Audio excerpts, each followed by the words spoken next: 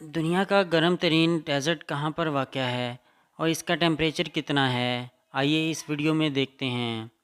ایرانی شہر کرمان کے شمال مشرق میں واقع دشت لوت صحرا دنیا کا گرم ترین مقام ہے۔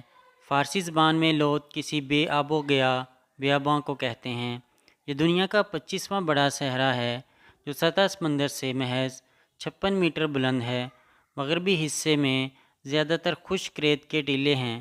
مرکزی حصہ سب سے بڑا اور ہموار ہے، جبکہ مشرقی حصہ ریت کی بلند چوٹیوں کی وجہ سے دشوار گزار ترین علاقہ قرار دیا جاتا ہے۔ یہ صحرا 52,000 مربع کلومیٹر کے رقبے پر پھیلا ہوا ہے۔ یہاں بحیرہ اوقیانوس اور بحیرہ عرب سے ہوائیں نہیں پہنچ پاتیں، جس کی وجہ سے یہاں شدید گرمی ہوتی ہے۔